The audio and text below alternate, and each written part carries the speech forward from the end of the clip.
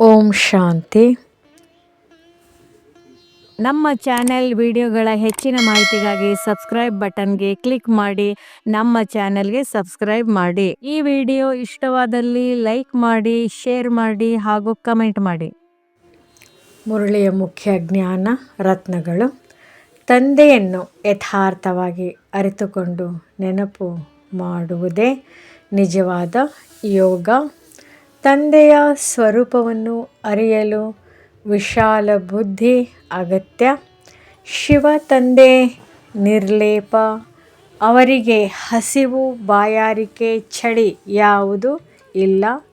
ತಂದೆ ಬಡವರ ಬಂಧು ಎಂದರೆ ಹಣ ಕೊಡುವವನು ಅಲ್ಲ, ಜ್ಞಾನ ಕೊಟ್ಟು ಪಾವನ ಮಾಡುವವನು.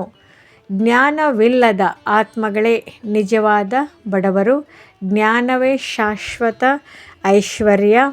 ವಸ್ತ್ರ, ಹಣ ಕೊಡುವುದು ತಾತ್ಕಾಲಿಕ. ಜ್ಞಾನ ದಾನ ಸದಾಕಾಲದ ಸಾಹುಕಾರಿಕೆ. ಪತಿತರನ್ನು ಪಾವನರನ್ನಾಗಿ ಮಾಡುವವನೇ ಪತಿತ ಪಾವನ ತಂದೆ. ಇಡೀ ಹಳೆಯ ಪ್ರಪಂಚವೇ ಅನಾಥರ ಪ್ರಪಂಚ. ತಂದೆಯೇ ನಿಜವಾದ ನಾಥ. ಆತ್ಮ ಸ್ಮೃತಿಯಲ್ಲಿ ಜ್ಞಾನ ಮಳೆ ಸುರಿಸುವವರು ರೂಪ ಬಸಂತರು. ಶರೀರ ಬಿಟ್ಟು ಹೊಸ ಪ್ರಪಂಚಕ್ಕೆ ಹೋಗುವ ಸ್ಮೃತಿ ಇರಲಿ. ಸಂಗಮಯುಗದಲ್ಲಿಯೇ ತಂದೆಯಿಂದ ಸ್ವರ್ಗದ ಆಸ್ತಿ ಸಿಗುತ್ತದೆ. ಒಬ್ಬ ತಂದೆ ಒಬ್ಬರೇ ಸರ್ವವ್ಯಾಪಿ ಅಲ್ಲ, ಆದ್ದರಿಂದ ಆಸ್ತಿ ಅವರಿಂದಲೇ. ನೆನಪು ಸ್ಥಿರವಾಗಿರದಿರುವುದು ಅಪೂರ್ಣ ಅರಿವಿನ ಸೂಚನೆ. ಪರಿಶ್ರಮದಿಂದ ಅಂತಿಮದಲ್ಲಿ ಸ್ಥಿರ ನೆನಪು ಬರುತ್ತದೆ. ಕೋಪದಿಂದ ದುಃಖ, ಮಧುರ ವಾಣಿಯಿಂದ ಸುಖ. ಮನಸ ವಾಚ ಕರ್ಮಣ ದುಃಖ ಕೊಡದಿರುವುದೇ ಪುಣ್ಯಾತ್ಮ ಲಕ್ಷಣ. ಮಕ್ಕಳನ್ನು ಸುಧಾರಿಸುವಾಗ ಪ್ರೀತಿ ಮತ್ತು ಸಂಯಮ ಅಗತ್ಯ. ಗುರಿ ಸ್ಪಷ್ಟ. ನರನಿಂದ ನಾರಾಯಣ. ಸಹಜ ಯೋಗ. ಜ್ಞಾನದಿಂದ ಒಂದೇ ಜನ್ಮದಲ್ಲಿ ಮಹಾಪ್ರಾಪ್ತಿ.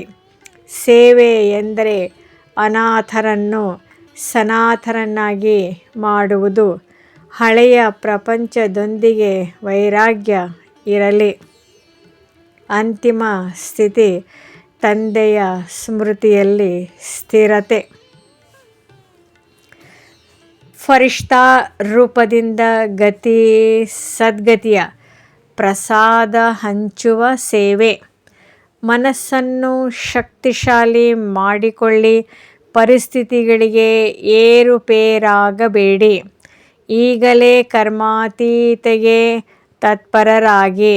ಈ ಜ್ಞಾನ ರತ್ನಗಳು ದಿನಚರಿಯಲ್ಲಿ ಅನುಭವವಾಗಿ ಬಂದಾಗಲೇ ನಿಜವಾದ ಸಾಹುಕಾರಿಕೆ ದೊರೆಯುತ್ತದೆ. ಓಂ ಶಾಂತಿ.